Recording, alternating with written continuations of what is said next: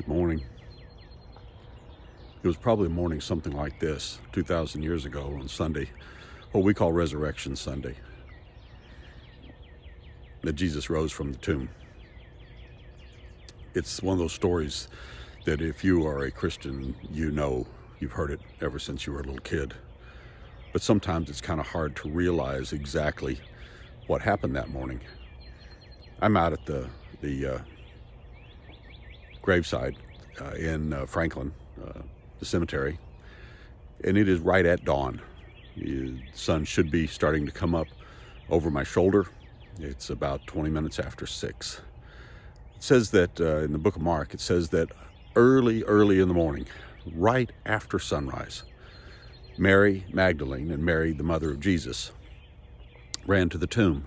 We know from other accounts that there was more than just the two of them, but Mark chooses to just talk about those two.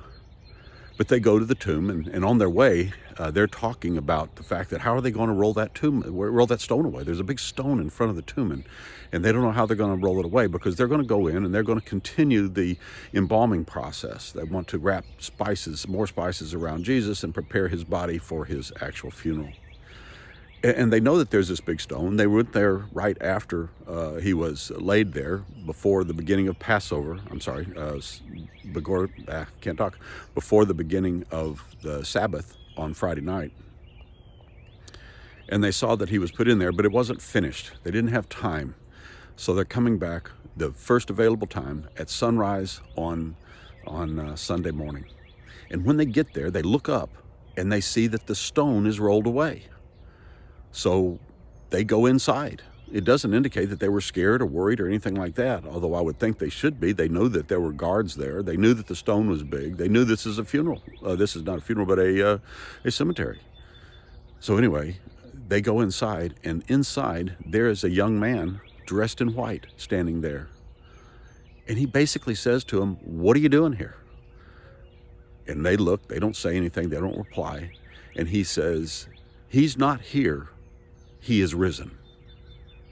He's not here. He is risen." And then he says, "Go back and tell the disciples and tell Peter that he's going into Galilee, and he'll see them there." As they come out of the tomb, they are bewildered and they are scared. Trembling and bewildered, I think, is what the NIV calls it. The actual Greek has more, they were trembling with fear, they were shaking with fear, and they were in ecstasy. You know, I want to talk for a second about what that feels like. Do you realize what we'd be hearing? They're in a tomb, and there's supposed to be a dead person there that they saw die on Friday. They saw die in a horrific way. There was no question in their mind that he was dead. And he's saying he is risen. Now we hear that story so much that we almost take it for granted as a story. But when they're sitting there, it would be like they're looking at these gravestones, and one of those gravestones would open up, and the person that's inside it gets up and steps out. Do you realize what that is? Do you realize what they're saying there? That a dead person is alive. Now, they knew the story of Lazarus, so the idea that someone might be raised from the dead, Jesus has done it a couple of times. But there's no Jesus here. We're talking about Jesus himself. We're talking about understanding that this Jesus who was dead is now alive, and there's nobody else around to make that happen. We know from Romans chapter 8 that it is by the Spirit that Jesus was raised from the dead. It's interesting that in that same passage it talks about it's by the Spirit that our dead bodies will be raised from the dead, and our sins will be taken away from us, because our sins make us dead, and it's going to be taken away. But these women come out of that tomb ecstatic that he's not dead, but also having no real idea of exactly what is going on. He's not here. He is risen.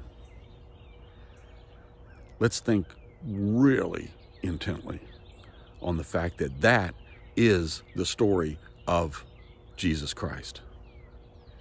Paul says in 1 Corinthians chapter 15, when being asked basically whether or not the resurrection really is true, he says, if there is no resurrection, if we don't have the hope of a resurrection, then Jesus was not raised. And if Jesus was not raised, we are of all people to be most pitied. Why does he say that? Because we're believing something that isn't real. But folks, this resurrection really is real.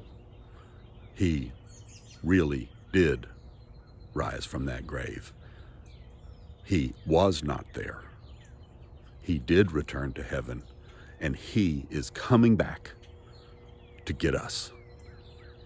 And that is an excitement that should just thrill us and cause us to tremble. I love you guys. I hope you're having a great Sunday morning. I look forward to seeing you again soon. May God bless.